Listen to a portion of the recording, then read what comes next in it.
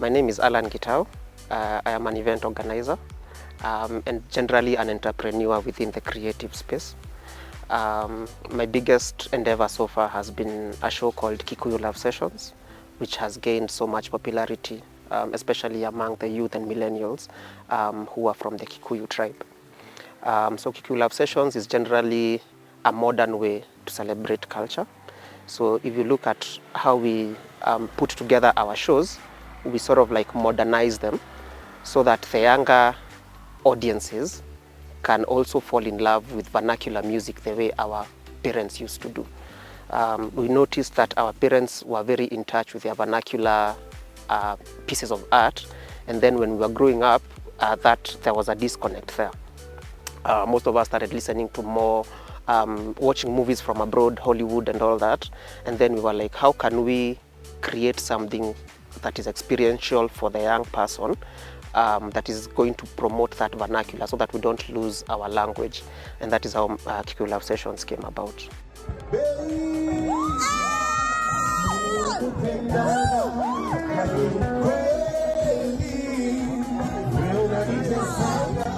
The biggest challenge that I had to overcome was confidence in myself that I could do it, and also making it that the people that I wanted to work with or partner with for the show would believe in the idea itself, coming from someone who's an outsider. Yeah, so that was the biggest challenge. But I was lucky enough that most people I talked to were receptive to the idea, and they were willing enough. Even the first cohort of artists that we used, some of them played without being paid, because they believed in the idea of what Kikuyu Love Sessions can one day become.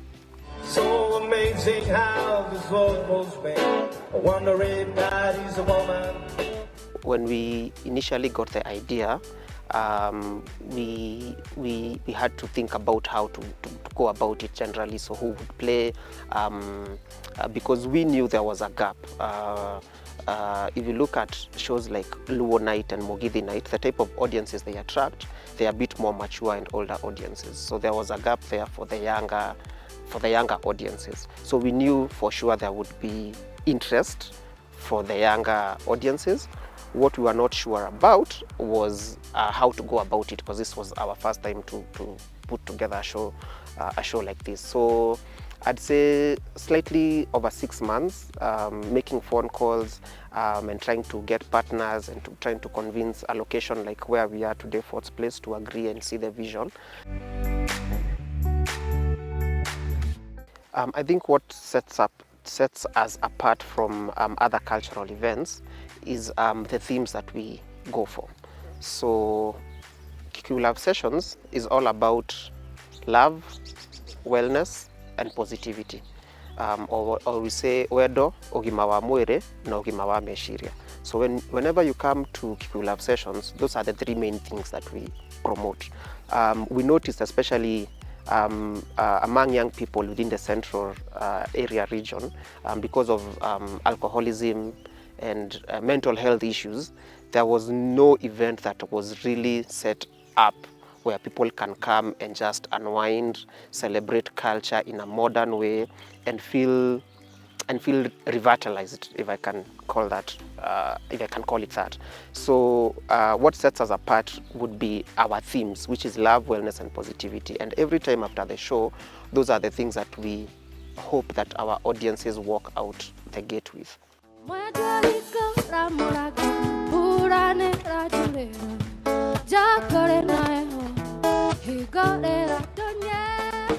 What strategies we employ so that we can ensure that everyone who comes in feels part of a larger community. Number one is social media. Social media has been really effective for us. So if you look at platforms like TikTok and Instagram, we've gotten some viral moments on TikTok and Instagram. And when you look at these are platforms for young people, right? So whenever we go viral on something like TikTok, and someone who might not have heard of Kikuyu Love Sessions sees it and they get interested in what we are doing, and it sort of like brings this sense of oneness. So we've gotten a lot of DMs, people saying, I like what you guys do, I want to be part of it. So social media has been one of our greatest strengths to sort of like show the young people that you have a community.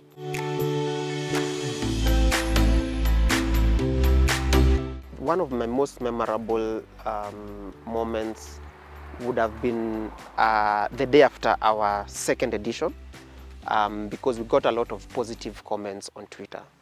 And there was someone who said it rained, but the show didn't stop. If anything, it became even much better. So to see such a comment, I think as an organizer, your heart melts with joy, because you feel like what you were set out to accomplish, you have. Yeah, so that would be my most memorable experience.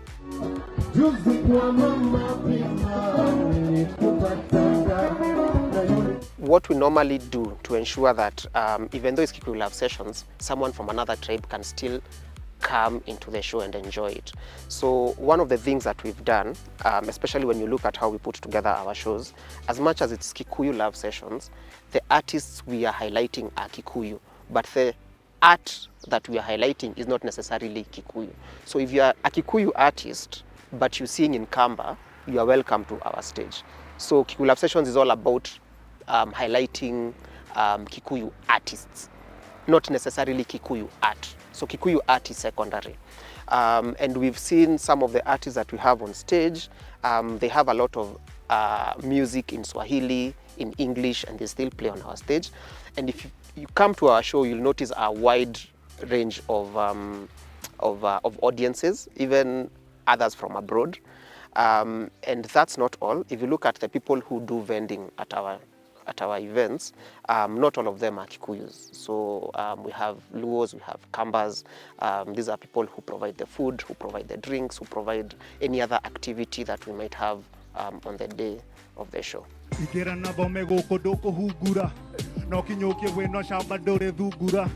Yeah, there are several challenges when it comes to putting together an event. So I think one of the main challenges has been to get sponsors. And because for you to get sponsors, you must have had skin in the game for a while. You must have been tried and tested. So because we are still new kids on the block, it's very difficult to have especially corporates or people like that to come on board and say, hey, how can we help with some of the services that you guys might need to put together the show. So getting sponsors has been one of our biggest challenges, but so far so good. Yeah, we are right on our way to do the third edition on March 30th, and we are still out on the hunt for sponsors. So anyone who watches this and would like to come on board, we welcome them. The other challenge, and I think you mentioned that we faced, is fact that there is a word Kikuyu there on the show, Kikuyu Love Sessions. So sometimes, as much as it's about fostering culture and bringing and having oneness, sometimes someone who might want to attend a cultural show might feel like it's for certain people. So we've really had to work hard to show people, as much as Kikuyu Love Sessions, the show is for everyone. And if you look at our posts on social media, as much as some of the artists in Kikuyu, how we do our content and all that, it's in English so that everyone can understand what the show is about. Yeah, so we've had to really work hard to break that barrier to show that it's for certain type of people and not for certain type of people. There's an event we had and some of the audience members were actually telling us we are not even charging enough, because if you look at the value they were getting out of the show vis-a-vis what we charged, because the first event we charged 800 shillings. So there's someone who came and said they really enjoyed the show. We should think about even having it like a higher value so that we can be able to also sustain ourselves. So we've not had a challenge with the pricing. We've not had anyone complain that our shows are too pricey or anything like that, which is a blessing. And it also goes to show that there was a gap there. There was something missing for like a modern cultural event for young people.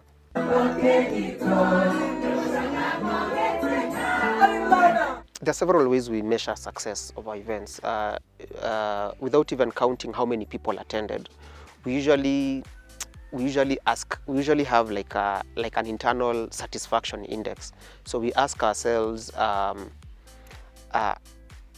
many people were happy that they attended the show. So we have a team that organizes the show. So we usually just go around asking people, what do you think of the show? And the more positive responses we get, the more we know that we are getting something right. And after every show, we usually do like a quick social media check to see what people are saying about the show. And so far, so good. We've not had any negative comments.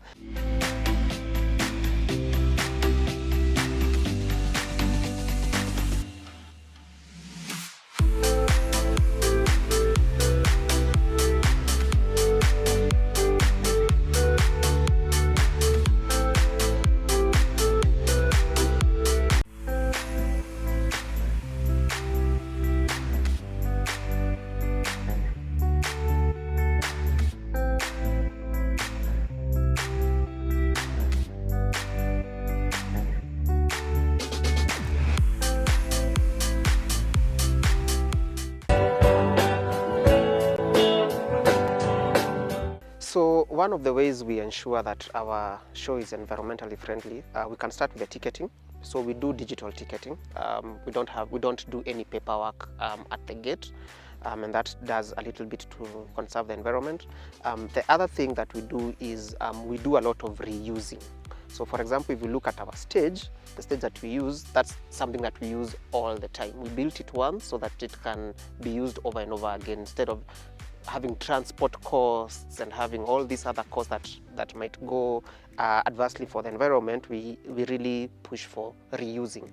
And then the other thing that we do is that we have a team, obviously, because we don't advocate for littering, especially for plastic cups and all that. So we have a team that usually around the event to just ensure that everything is clean. Actually, we usually have a very, and then we are lucky because of the type of people who come to Kikuyu Love Sessions. If you look at most millennials are people who are very environmentally conscious and aware.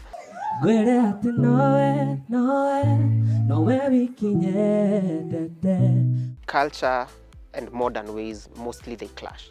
So an event like Kikuyu Love Sessions, it's all about how do we make these two work hand in hand. And one way which we realized, it's not really a Kikuyu Love Sessions challenge, that is a challenge for the artists. The guys who come up with the songs, the guys who shoot the videos, the guys who write the lyrics, they're the ones who, because they're going to use Kikuyu lyrics, for example, how are these Kikuyu lyrics going to be engaging with the young generation instead of sounding like you're talking to my dad or my mom, for example, right? So that is mostly an artist thing. Our work as Kikuyu Love Sessions is to put together a modern show. Once you come to the event, you need to see lights that are really engaging. It has to be really modern. It has to be something for today. Yeah, so our work is just to put together a really, really dope show. And then for the art, we leave it to the artists. Yeah.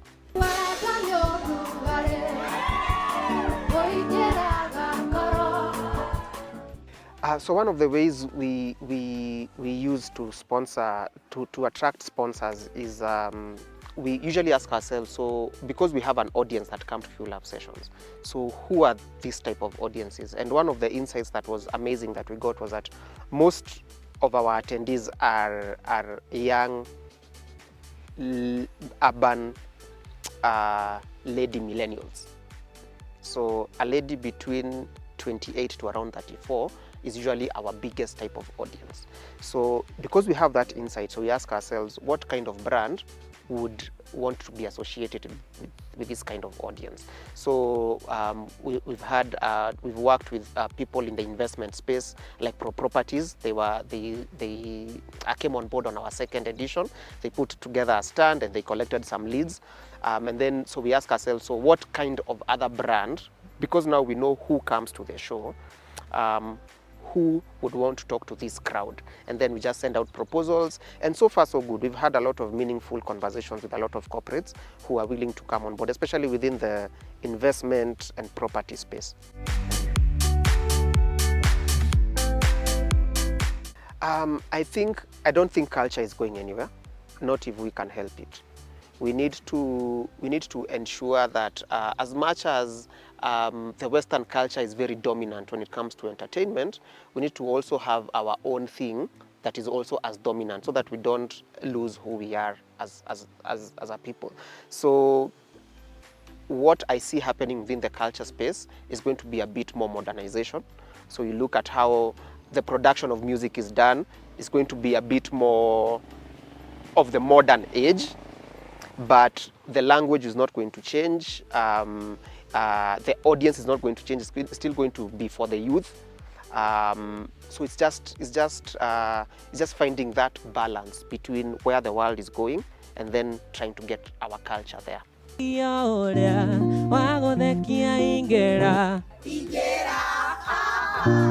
If someone wants to start their own cultural event, go for it. There's a lot of, you might feel a lot of, you might be scared initially, especially if it's something you've not done before. But if it's coming from a good place, trying to get the message of your culture out there, there's no need to not go out and try. Because the only way you can know if it's something that works is if you try it out.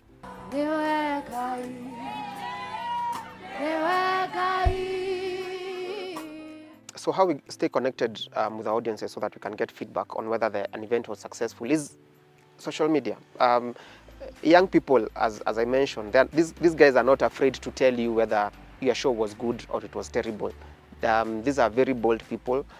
These are people who are going to come to your DMs and tell you, we didn't like this, we didn't like that. So our social media is very accessible. All our DMs are open, and we usually get a lot of DMs from people just giving us feedback. And so far, we've not received any negative connotation so far. We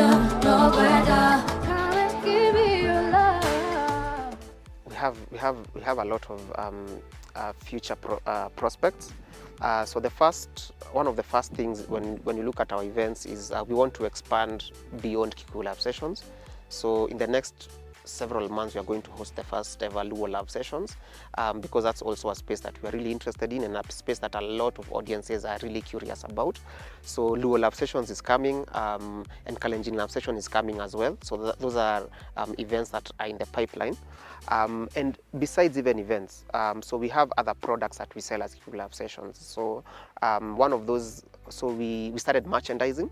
So if like the t-shirt I'm wearing is a Kikuyu Love Sessions t-shirts. So most of our hardcore fans, when they come to our events, they want to feel part of the family, and so they usually purchase our merchandise. So we have this type of t-shirts. We have others that are written love, wellness, and positivity in Kikuyu. We also have hometown t-shirts. So for example, if you're from Nyeri, we have a Nyeri t-shirt. If you're from Kiambu, we have a Kiambu t-shirt, and so on and so forth. And all these are available at kikuyulovesessions.com, so you can go and order a t-shirt there depending on what you'd like to get. So we have that. And then lastly, we have our stage, which we call the bed. So the bed was a product that we built so that because putting up an event is expensive, and getting a stage is insanely costly. So we decided to build our own creative stage so that we can try and reduce that cost, and so far it has worked. And then once we used it for the first event, we realized this is something that more artists out there would want to use for their music videos or for their intimate events. So far we've hired it out like 4 or 5 times to artists, and we are proud to see that it's starting to get out there.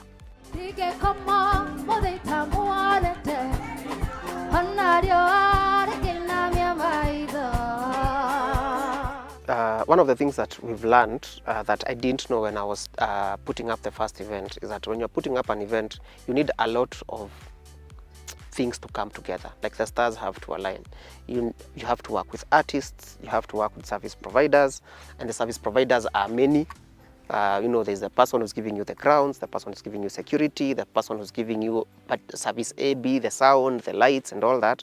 So all these people, so managing all those expectations and negotiating with all of them and putting them on the same table so that they can all come together for a common goal, it's actually very, very hectic. It looks like sometimes it might be easy, but it's actually very hectic at the beginning.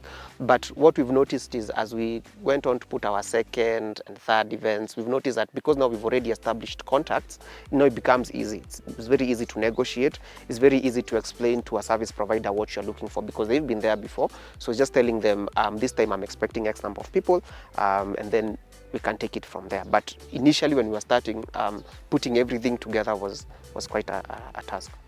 I think what legacy I want to leave for the community is just positive mental health. We are not doing well as young people mentally, and it is what it is. So I'd like for Kikuyu Live sessions or any other events that we put up to be spaces where you come to unwind, where you come to with your friends and just have a good time, and you feel like your most authentic self.